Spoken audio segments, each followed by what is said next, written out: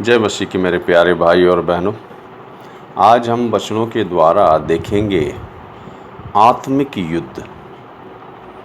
बहुत सारे मसीह लोगों को पता नहीं चलता है कि जब हम प्रभु यीशु में आते हैं तो हमारे खिलाफ युद्ध शुरू होता है।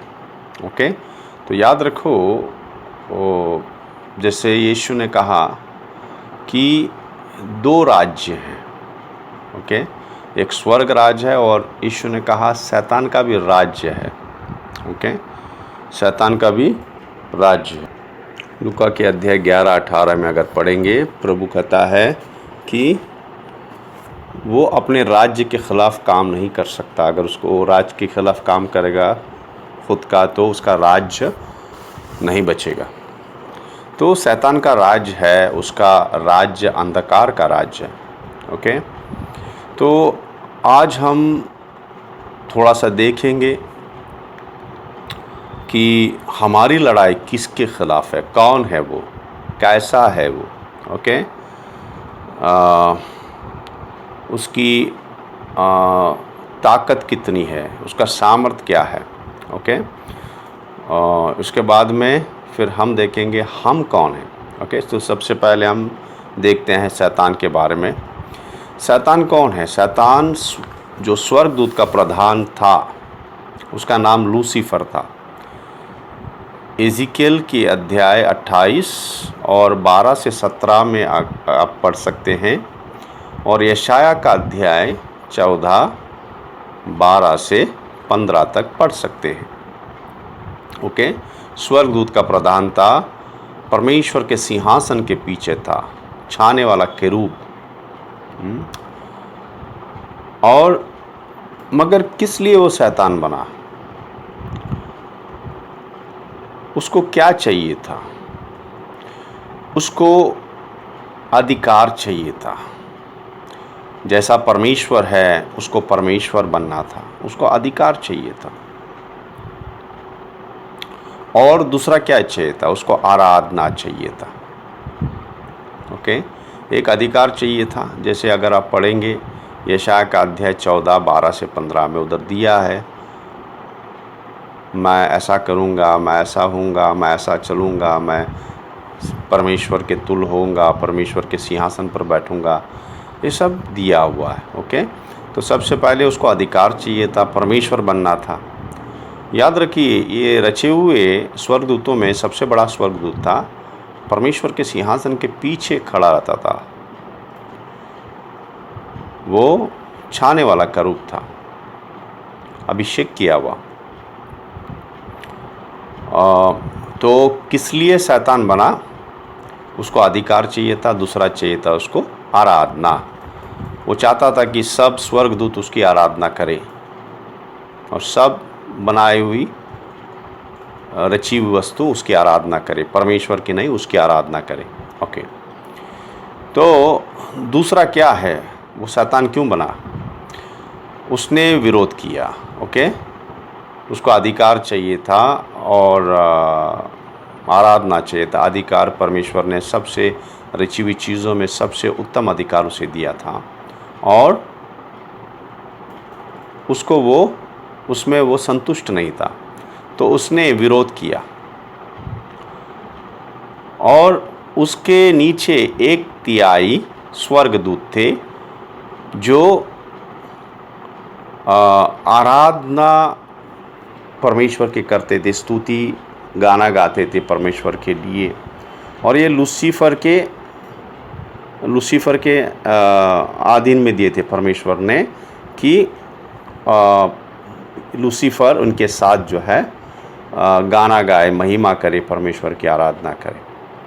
तो 1/3 स्वर्गदूत जो है, उन्होंने भी परमेश्वर से बगावत की, विरोध किया और क्या हुए? लूसीफर के पीछे हो लिए। ओके, और ये दिया हुआ 1/3 जो है, प्रकाशित वाक्य का अध्याय 12, प्रकाशित वाक्य का अध्याय 12 3 और 4 पढ़ेंगे तो वहाँ दिया है, वो अजगर, ओके, शैतान को अजगर कहा गया है, वो हम पढ़ेंगे।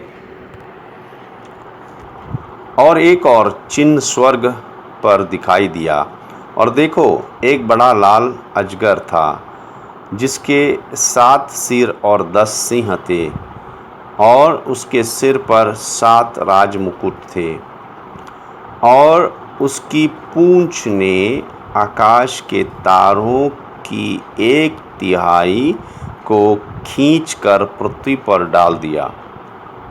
और वह अजगर उस स्त्री से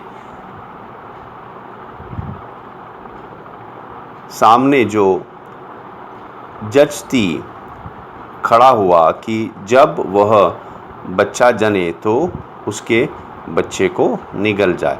तो यहाँ पे क्या लिखा है कि ये अजगर जो है 1/3 तारे याद रखो, तारों को परमेश्वर स्वर्गदूतों को तारे भी कहते हैं, ओके। और लूसीफर को भी अगर आप पढ़ेंगे, क्या लिखा है वहाँ पे, हे बोर के चमकने वाले तारे, ओके, लूसीफर को कहा गया था। और स्वर्गदूतों को भी तारों के इसमें प्रभु कहता है कहीं वचनों में, ओके। तो याद रखो 1/3 स्वर्गदूत को इस लूसीफर ने, स्वर्गदूत के प्रधान ने विरोध करके, परमेश्वर का विरोध करा के अपने पीछे उसने ले लिया। तो शैतान, मगर शैतान किस लिए बना? 2 चीज़ों के लिए। उसको अपनी सुंदरता पे घमंड आया। अगर एजिकल के अध्याय 28 में अगर आप पढ़ेंगे 12 से 17 में, वहाँ पे लिखा है कि घमंड के कारण उसकी बुद्धि भ्रष्ट हो गई। सो एक घमंड आया उसको अपनी सुंदरता के लिए, सुंदरता पे घमंड किया। दूसरा बुद्धिमान, वो बुद्धिमान था क्योंकि रची गई सारी चीज़ों में वो श्रेष्ठ था, बुद्धिमान था, ओके। तो 2 चीज़ों के लिए वो शैतान बना। फिर हम देखते हैं कि शैतान का राज्य जो है वो अच्छी तरह से स्थापित किया गया है, ओके, अच्छी तरह से स्थापित हुआ है। तो जगह जगह पे हम अगर देखेंगे तो अलग अलग जगह से वो राज्य करता है।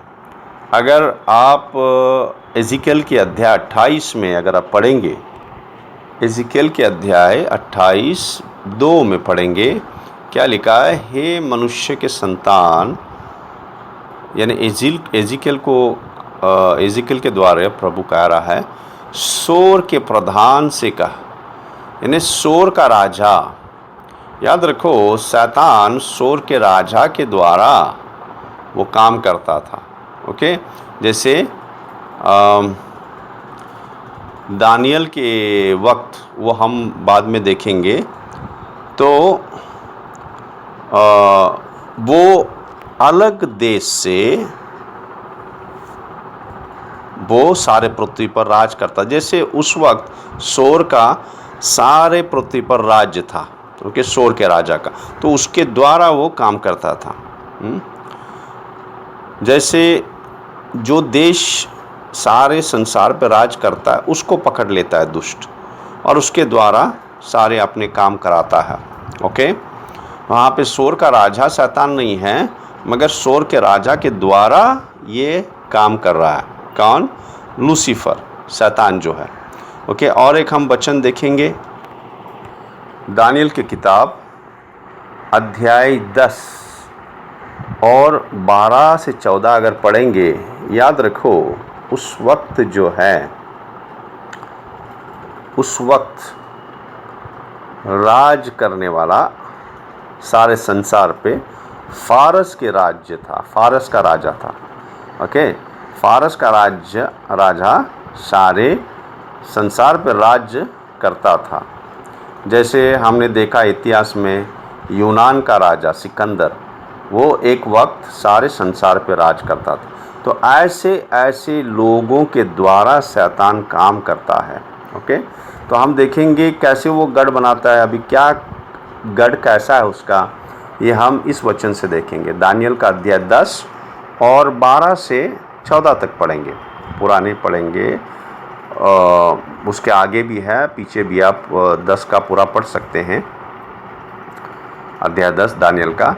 तो मैं पढ़ता हूँ दानियल का अध्याय 10 12 से 14। फिर उसने मुझसे कहा, हे दानियल मत डर, क्योंकि पहले ही दिन को जब तूने समझने बूझने के लिए मन लगाया और अपने परमेश्वर के सामने अपने को दीन किया, उसी दिन तेरे वचन सुने गए और मैं तेरे वचनों के कारण आ गया हूँ।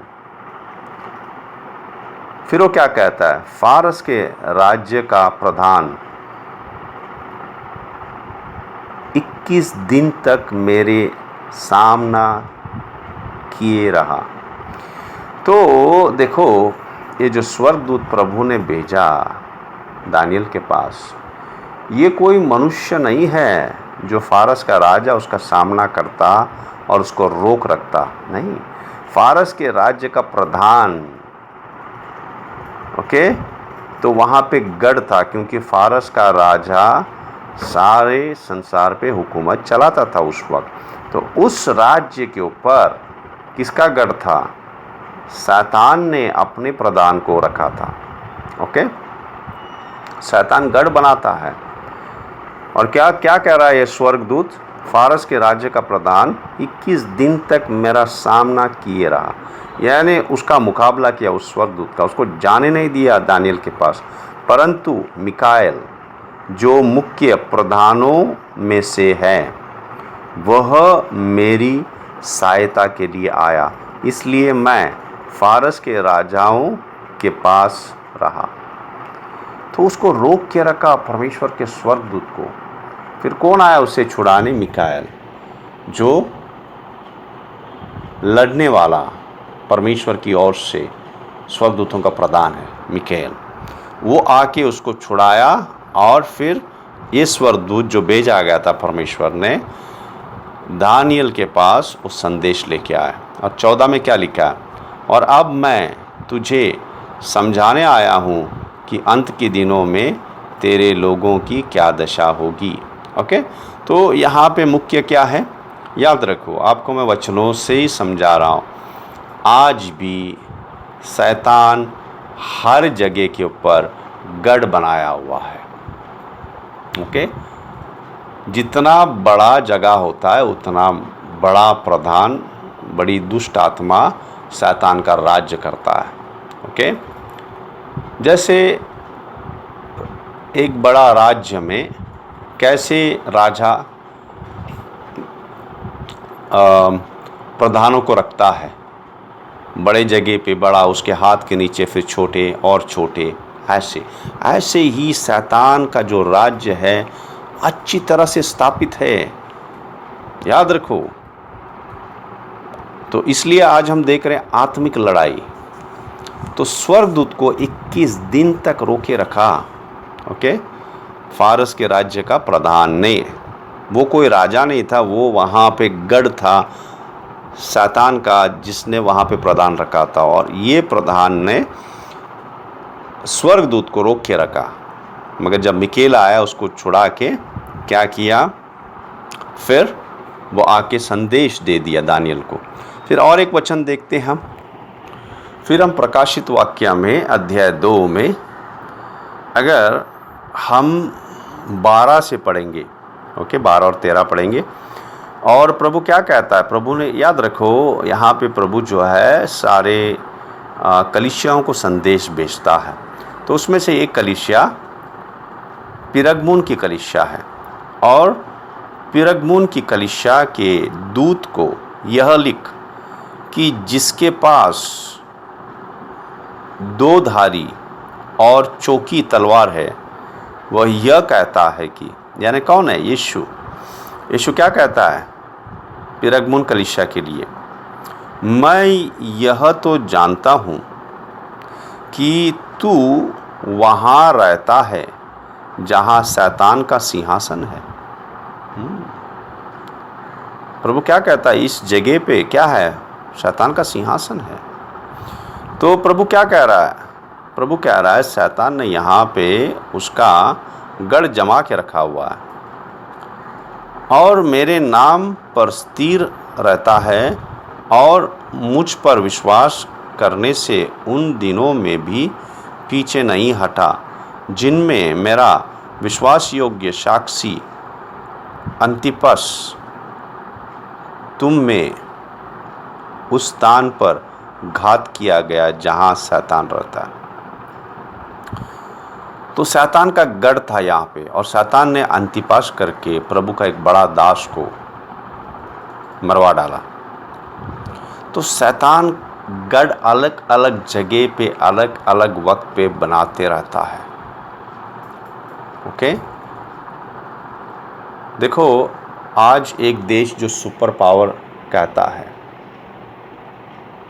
वो कभी मसीह देश, क्रिश्चियन देश हुआ करता था, मगर पता है 1960 में क्या किया उन्होंने, प्रार्थना बाहर फेंक दी, कलीसिया स्कूल से, कॉलेज से हटा दिया पूरा, सुप्रीम कोर्ट का ऑर्डर लेके आ।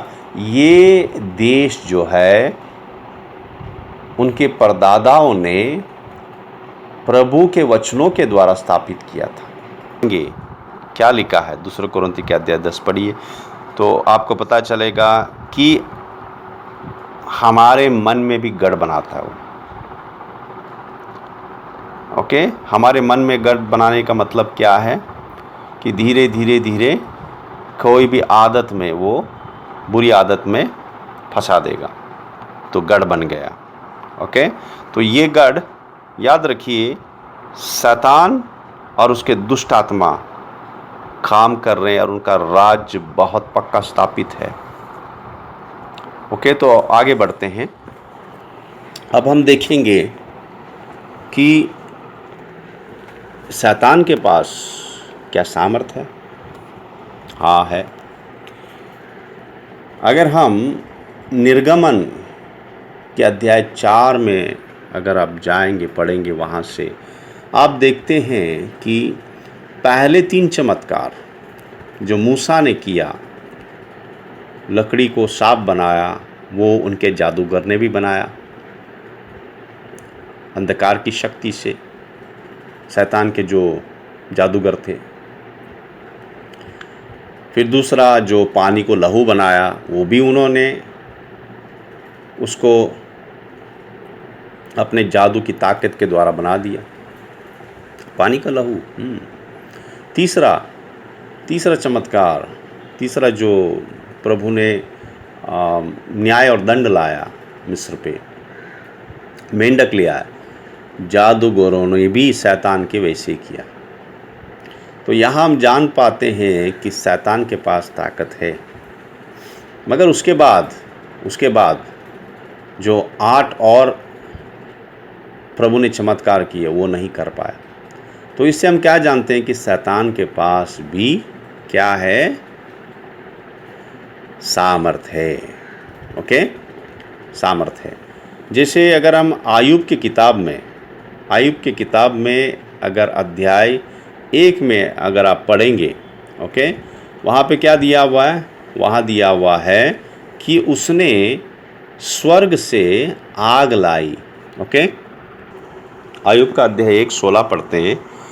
वह अभी यह कह ही रहा था कि दूसरा भी आकर कहने लगा आयुब को कि परमेश्वर की आग आकाश से गिरी और उससे भेड़, बकरियां और सेवक जलकर भस्म हो गए। ओके, ये आग परमेश्वर की नहीं थी, ये आग शैतान लाया आयुब के भेड़ बकरियों को मारने के लिए। ओके, क्योंकि परमेश्वर ने उसको इजाज़त दी। ओके, यही हम देखते हैं अभी अंतिम दिनों में वो क्या करेगा, कितने लोगों को बहकाएगा। स्वर्ग से आग लाएगा। आपको पता है ये अंतिम समय में ले क्या आएगा? परमेश्वर के पास सामर्थ्य है, प्रभु उनको इजाज़त देगा, उसके पास सामर्थ्य है, वो स्वर्ग से आग लाएगा। अगर हम प्रकाशित वाक्य अध्याय 13 में जाएंगे और वचन 13 पढ़ेंगे, क्या लिखा है? और वह बड़े बड़े चिन्ह दिखाता था, यहाँ तक कि मनुष्य के सामने स्वर्ग से पृथ्वी पर आग बरसा देता था। ओके, जान गए? अंतिम दिनों में, हम अंतिम दिनों में जी रहे हैं मेरे भाइयों बहनों। आगे ये शैतान उसके यीशु विरोधी के द्वारा वो करेगा।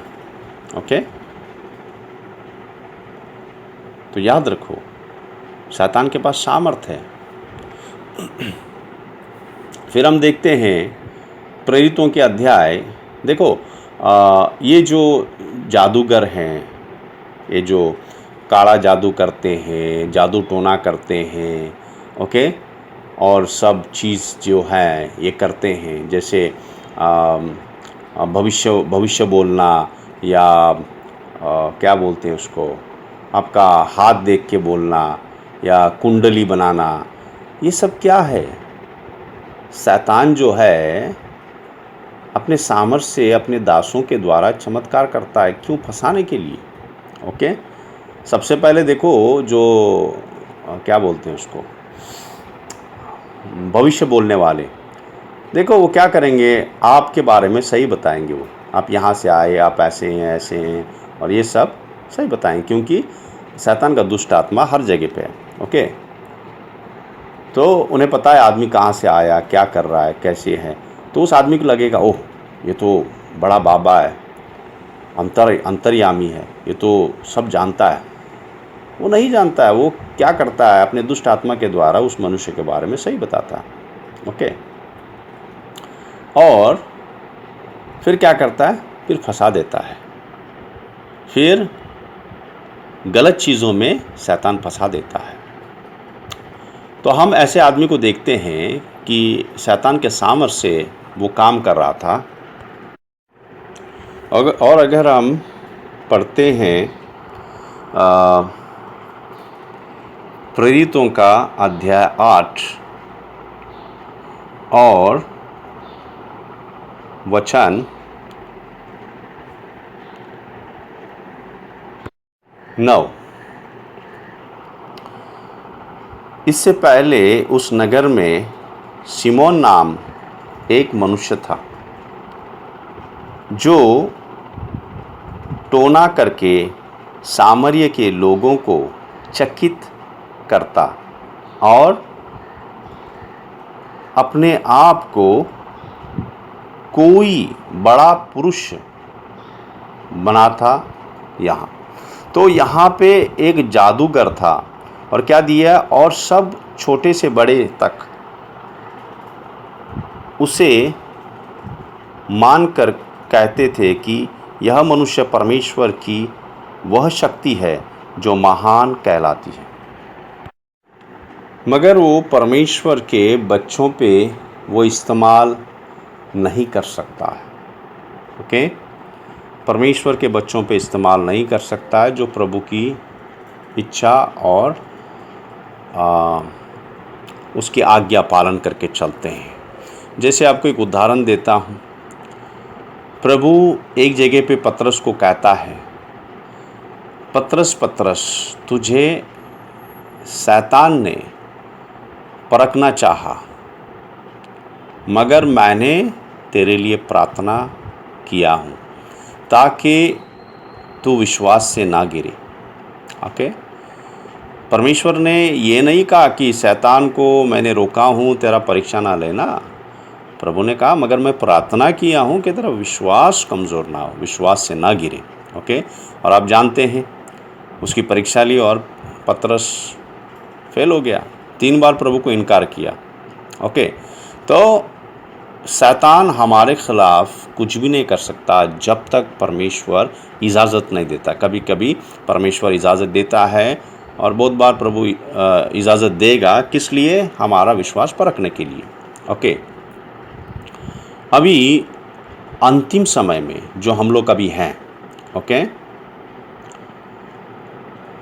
परमेश्वर उसको सामर्थ्य देगा, सामर्थ्य देगा। ओके, सामर्थ्य देगा, यहाँ तक कि याद रखो, ओके, हमें परखने के लिए, यहाँ तक के मारने के लिए, ओके, यहाँ तक के मारने के लिए, ताकि ये परख हो विश्वास से कि हम परमेश्वर के लिए विश्वास में खड़े रहते हैं, कि हमारा शरीर हमें प्यारा नहीं है मगर प्रभु प्यारा है। ऐसे ये परख होगा अंतिम दिनों में। ओके, उसके पास सामर्थ्य, प्रभु अभी सामर्थ्य देगा उसको। ओके, इसलिए लिखा है, देखो दूसरे थिस्सलुनीके अध्याय 2 और हम 8 से पढ़ेंगे। ये अंतिम दिनों के लिए है, अब हम उस समय में हैं, अंतिम दिनों में। क्या लिखा है? तब वह अधर्मी प्रकट होगा। अधर्मी कौन? यही जिसे प्रभु यीशु अपने मुंह की फूंक से मार डालेगा और अपने आगमन के तेज से भस्म करेगा। ओके, वो तो बात की बात है। उससे पहले उस अधर्मी का आना, ओके, शैतान के कार्य के अनुसार सब प्रकार की झूठी सामर्थ और चिन्ह और अद्भुत काम के साथ। देखो, जैसे शैतान हर एक डुप्लीकेट करता है, ओके, जैसे पिता, पुत्र, पवित्र आत्मा, परमेश्वर का अस्तित्व एक है मगर व्यक्तित्व 3 है, ऐसे शैतान ने भी आखिरी दिनों में ऐसा किया है। क्या है? एक झूठा भविष्यद्वक्ता है उसका, दूसरा पशु है और तीसरा वो है। ओके, उसको अजगर कहो या यीशु विरोधी कहो या शैतान कहो, एक ही है। तो उसका 3 और भी 2 साथी होंगे। कौन है? एक झूठा भविष्यद्वक्ता, दूसरा पशु, तीसरा वो परमेश्वर का हर एक चीज़ में कॉपी करता है, डुप्लीकेट करता है। ओके, तो यहाँ पे लिखा है 9 में, क्या लिखा है? उस अधर्मी का आना शैतान के कार्य के अनुसार सब प्रकार के झूठे सामर्थ, क्या लिखा है? झूठी सामर्थ और चिन्ह और अद्भुत कामों के साथ। देखो, एक बात याद रखो, अगर वाकई शैतान के पास वो सामर्थ्य रहता तो सब मंदिरों में और हर एक चीज़ों में जो धर्म की चमत्कार की चीज़ें बोलते हैं, वहाँ पे पब्लिक भरे रहते। देखो, वो अंधों को आंखें दे सकता है क्या? नहीं। वो लूलों को चला सकता है क्या? लंगड़े लूलों को नहीं। ये झूठे चिन्ह चमत्कार है, जिसको ओके ये सर दर्द है, ओके सर दर्द निकाल दिया और उसके बजाय क्या करेगा? दूसरा कुछ डाल देगा। मगर अंधों को देखो, परमेश्वर का राज्य कैसा है, परमेश्वर के राज्य में चमत्कार कैसे? अंधे देखते हैं, जो बचपन से अंधे वो भी देखते हैं, जो माँ के पेट से लूले लंगड़े पैदे वो भी चलते हैं प्रभु के सामर्थ्य से, जब प्रभु उनको अपने सामर्थ्य से चंगाई देता है। मगर शैतान का कैसा है? ये सब तरह के क्या लिखे हैं? झूठी सामर्थ और चिन्ह और अद्भुत काम के साथ। ओके, उसके सब फंसाने वाले काम हैं। तो ऐसा वो प्रकट होगा। उसके बाद हम क्या देखते हैं? क्या शैतान हमारे मनों को पढ़ सकता है? याद रखिए, आज हम देख रहे हैं कि हमारा युद्ध किसके साथ है, तो उसको जानना बहुत ज़रूरी है। अगर हम जानेंगे तो हम डरेंगे नहीं।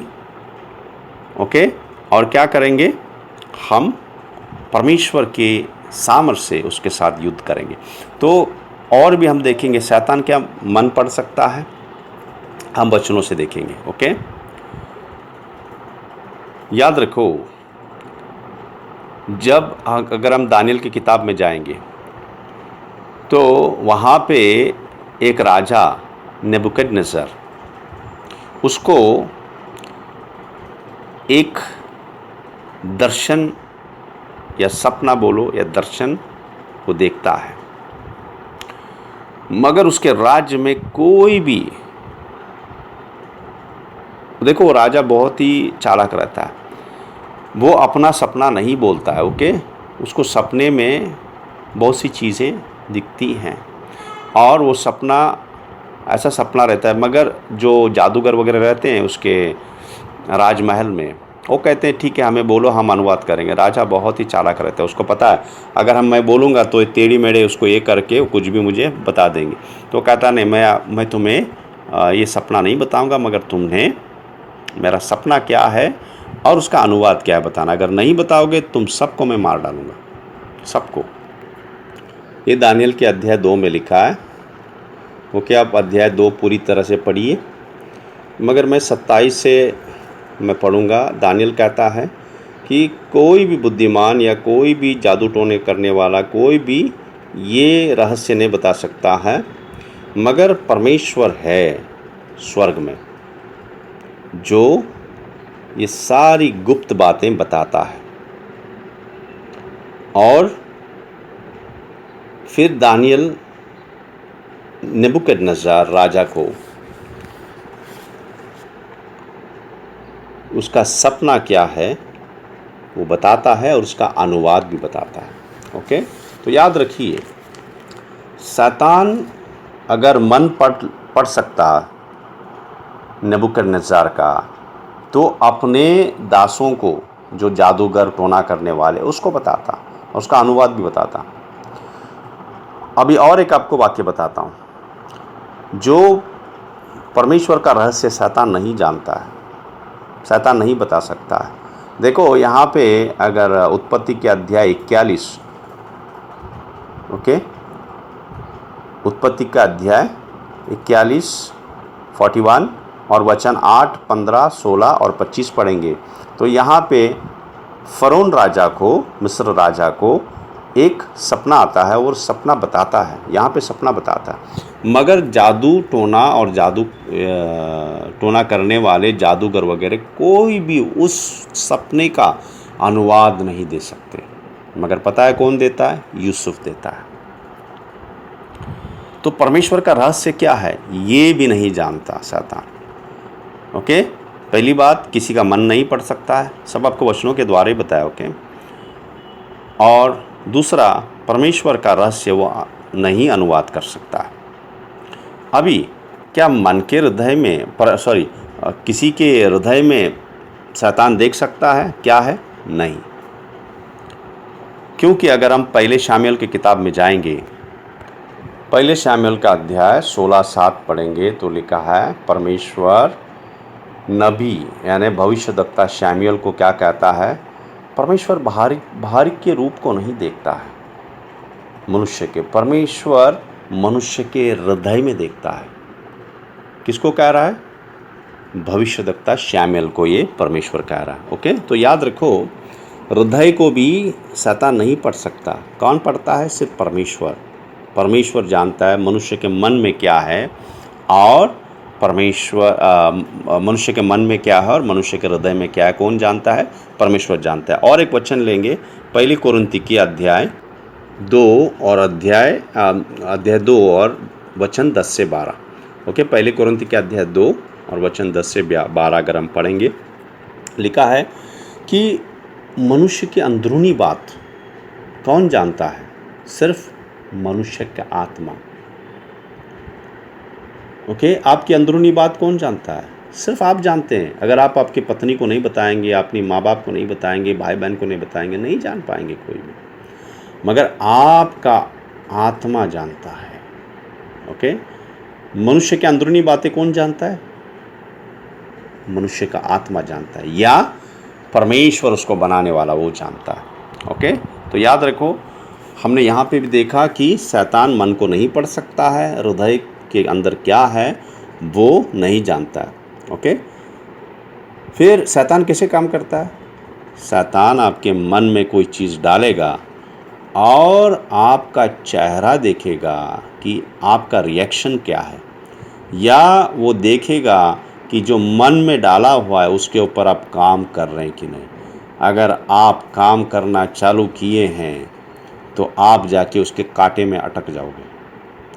तो शैतान आपके मन में डालेगा कोई चीज़ और देखेगा कि आपका रिएक्शन कैसा है, आप कैसे उस पे मनन करते हैं या काम करते हैं, वो जान जाएगा।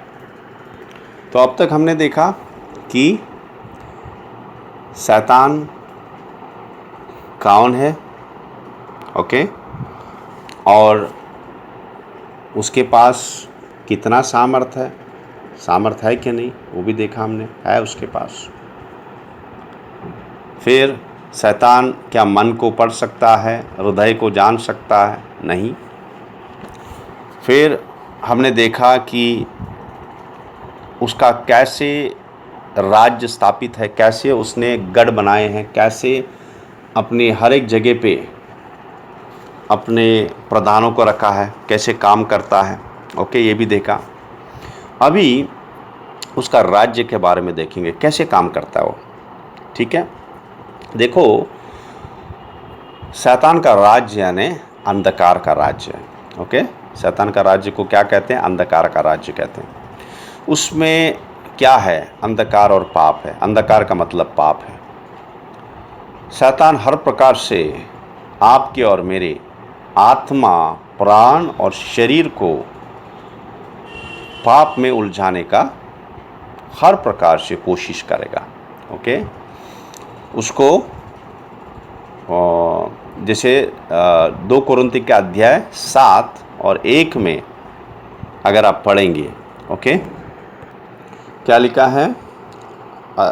2 कोरिन्थी के अध्याय 7:1 में, सो हे प्यारो, जबकि ये प्रतिज्ञा हमें मिली है तो आओ हम अपने आप को शरीर और आत्मा की सब मलिनता से शुद्ध करें और परमेश्वर के भय रखते हुए पवित्रता को सिद्ध करें।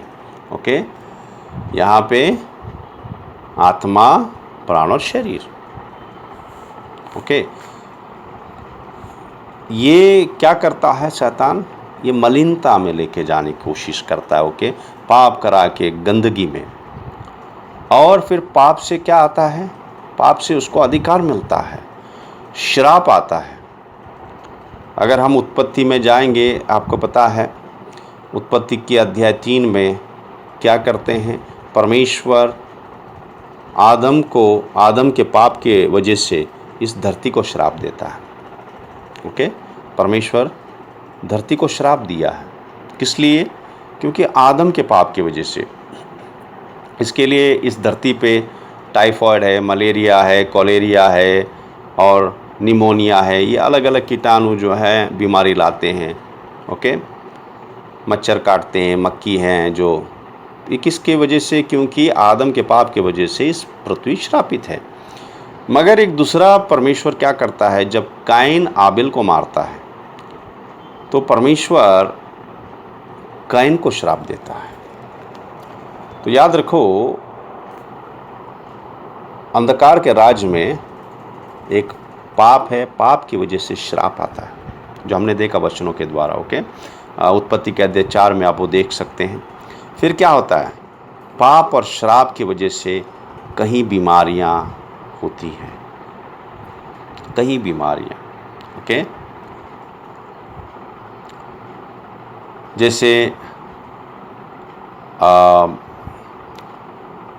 मत्ती के अध्याय 9 में अगर आप पढ़ेंगे, एक लकवा मारा हुआ आदमी को लेके आते हैं और सबसे पहले प्रभु यीशु क्या कहता है? उसको कहता है, हे बेटा, तेरा पाप क्षमा हो गया, और कहता है उठ। फिर हम दूसरे वाक्य में देखेंगे, यूहन्ना के अध्याय 5 में, बेथसाइदा के तालाब के पास एक 38 साल से जो बीमार था, परमेश्वर उसको चंगाई देता है, और जब वो मिलता है फिर वापस उसको कहता है देखो दोबारा तुम पाप ना करो, नहीं तो तुम्हें भयंकर और बीमारी हो जाएगी। ओके, तो यहाँ पे हम देखते हैं कि अंधकार की वजह से, अंधकार क्या है? पाप है। पाप की वजह से श्राप आता है, श्राप की वजह से कई बीमारियाँ आती हैं। ओके, और भी कई बीमारियाँ, जैसे अक्षमा की वजह से अस्थमा है, और क्या बोलते हैं आर्थराइटिस है, बहुत सारे।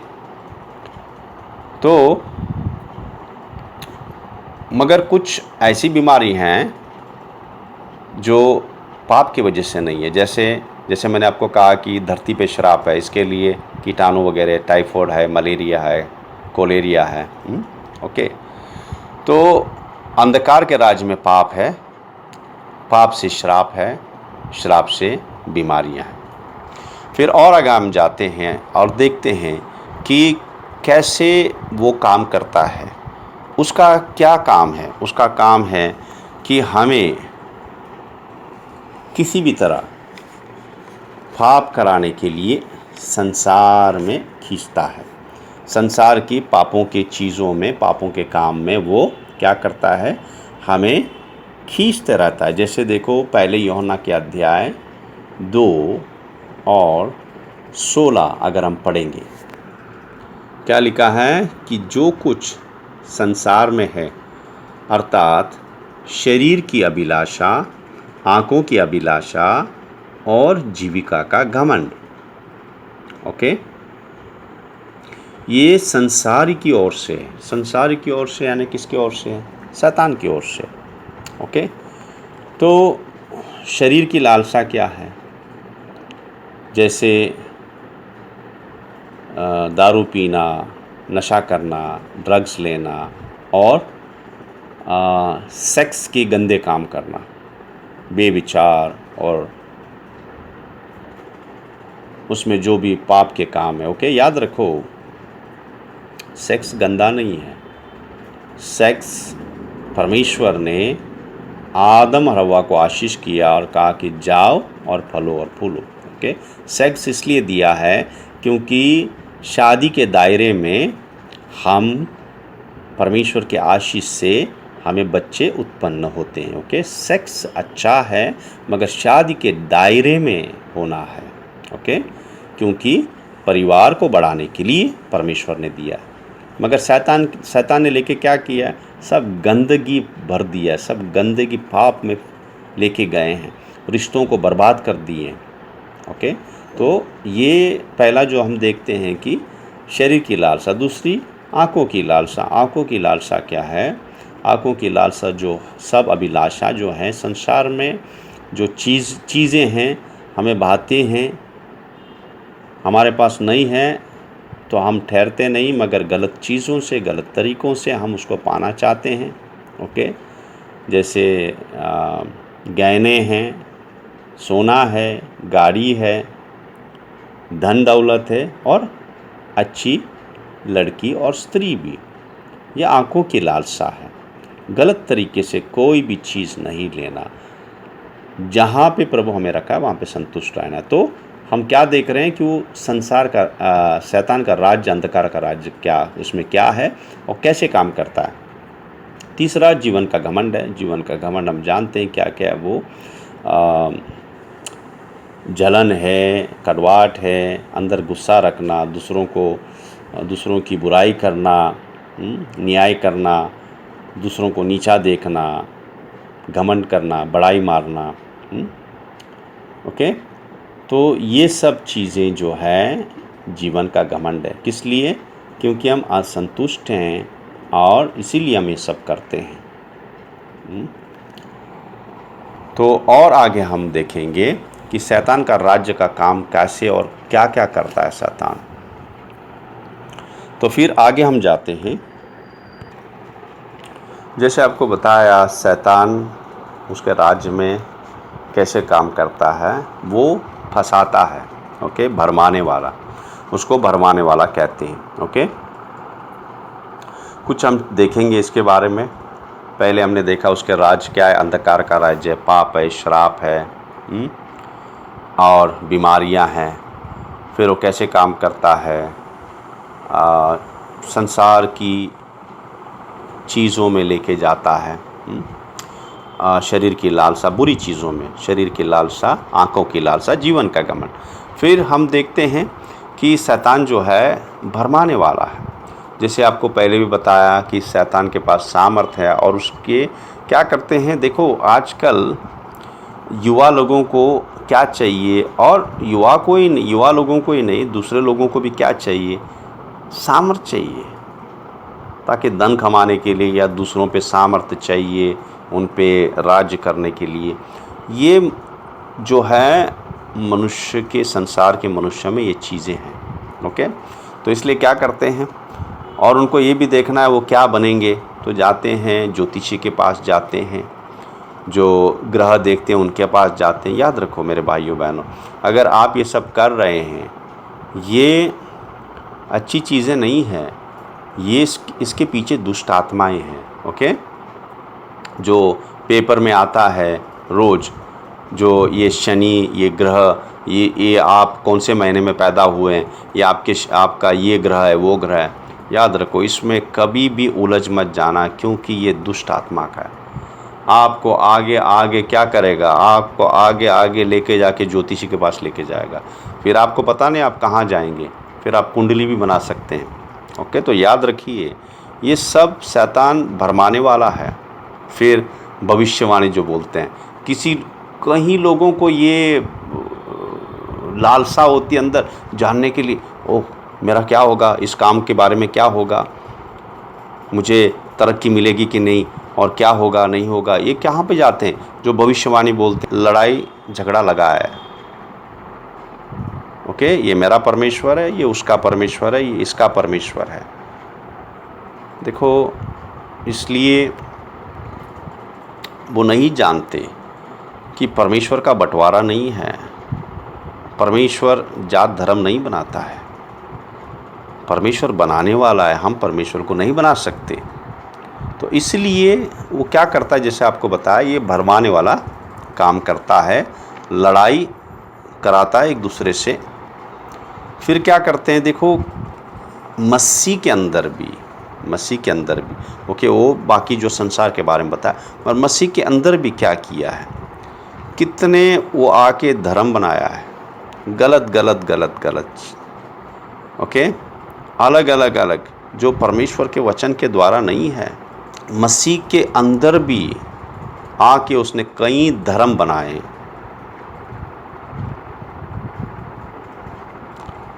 और फिर कहीं मसीहों को कैसे वो बहकाता है, वो कहता है कोई बात नहीं है, ओके ठीक है, अगर पाप करोगे ठीक है, आप मनुष्य हैं, आप कमज़ोर हैं, परमेश्वर समझता है। ऐसे उसने भरमाया था किसको, दो हम देखते हैं, हवा और यहूदा को।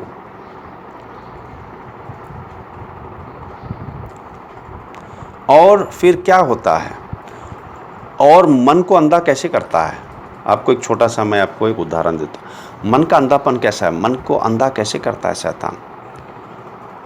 वो ये उनको दिलासा देता है या बताता है कि जो वो पूछते हैं या वो धर्म जो पालन करते हैं वो बिल्कुल सही है, वो बिल्कुल सही है। अगर आप संसार के लोगों को पूछेंगे, भाई आप कैसे जानते हैं कि आपका परमेश्वर, आप जो विश्वास करते हैं वो सही है, बोलेंगे देखो मेरे को कितने धन से आशीष किया, मेरे पास क्या क्या है। तो कैसे तोलते हैं परमेश्वर को, धन के आशीष के ऊपर। ओके, तो आपको क्या लगता है, यीशु को शैतान ने नहीं कहा कि मेरे सामने तुम आराधना करो, ये सारे संसार का तुम्हें वैभव देता हूँ, मैं सारा संसार का जो धन दौलत है मैं तुम्हें देता हूँ। तो कैसे भरमाता है। और फिर विश्वासियों को भी भरमा दिया गया है। वो सोचते हैं कोई बात नहीं, ये जो मैं जैसे भी चलूँगा मगर देखो मुझे मिल रहा है तो ये प्रभु का आशीष है। नहीं, ऐसा नहीं है। पता है असल आशीष क्या है, नए नियम की बात करता हूँ। देखो, पुराने नियम में प्रभु ने आशीष किया राजा दाऊद को, सुलेमान को, उनके जैसा नहीं था, बहुत धनवान थे, ये थे। ओके, मगर नया नियम में आशीष क्या है प्रभु का, आप जानते हैं? आशीष ये है, अगर वाकई आपका प्रभु का आशीष है आपके जीवन पे, आप यीशु की तरह बनेंगे। रोज धीरे धीरे यीशु की तरह बनते जाएंगे, ये आशीष है। क्योंकि रोमियो के अध्याय 8:29 अगर पढ़ेंगे तो परमेश्वर क्या कहता है? परमेश्वर कहता है, जिसने हमें पहले से चुना है। हमें किस लिए चुना है? नया नियम में प्रभु ने फिर ठहराया है। क्या ठहराया है? ठहराया ने उसकी इच्छा है। क्या इच्छा है? कि हम यीशु के समान बने। रोमियो के अध्याय 8:29। तो प्रभु की इच्छा क्या है नई नियम में? हमें आत्मिक आशीष से भर देना। देखो, पुराने और नए नियम में क्या फ़र्क है? पुराना नियम ख़त्म हो गया है, नया नियम प्रभु स्थापित करने आए। पता है क्या है वो? हम सबको प्रभु ने सामर्थ दिया है, हमारे अंदर पवित्र आत्मा है, हम दुष्ट आत्मा को निकाल सकते हैं। नया नियम अलग है। ओके, तो हम सबको किस लिए चुना है परमेश्वर ने? यीशु मसीह की तरह बनने के लिए। और फिलिप्पी के अध्याय 1:29 में क्या लिखा है? हमें सिर्फ विश्वास करने के लिए नहीं, मगर क्या करने के लिए? दुख उठाने के लिए भी बुलाया है। तो फिर हमें प्रभु ऐसा नहीं छोड़ेगा, प्रभु हमारी ज़रूरतें पूरी करेगा। मत्ती के अध्याय 6:33। तो अभी हम क्या देख रहे हैं कि शैतान कैसे भरमाने वाला है। ओके, तो कैसे वो ज्योतिषी में, ग्रह में, ओके, कैसे, और दूसरा भविष्यवाणी जो करते हैं संसार में, कैसे भरमाता है, और कैसे उसने धर्म बनाए हैं और उसके पीछे बैठता है आराधना लेने के लिए। ओके, और मसीह लोगों के बीच में भी कितना वो धर्म लेके आया है, गलत शिक्षा, जैसे आपको बताया।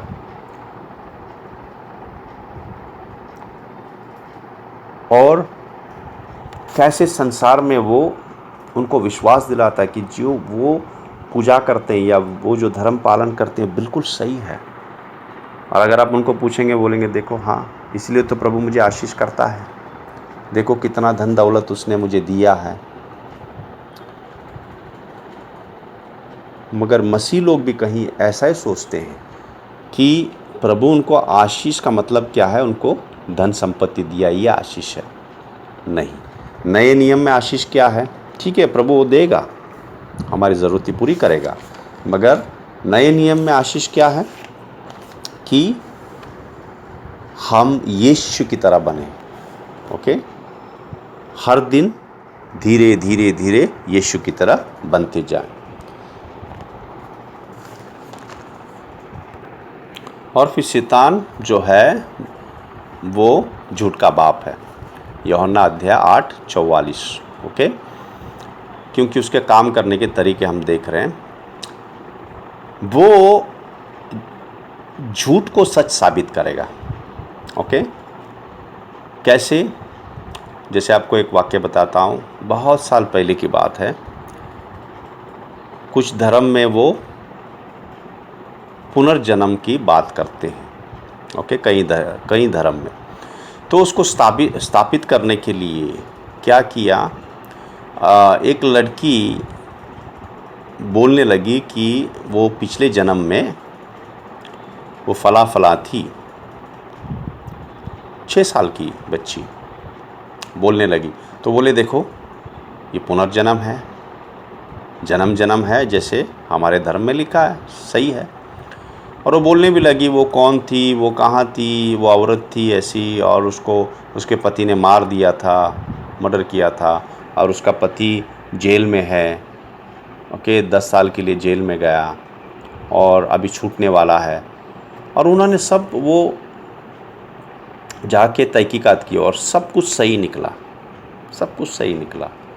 तो बोलने लगा देखो, अभी साबित हो गया, ये उसका पुनर्जन्म हुआ है, ये ऐसी औरत थी पहले, इसके बच्चे भी हैं, उसके माँ बाप भी हैं, सब कुछ, उसका पति जेल में है। सही, बिल्कुल सही बोला।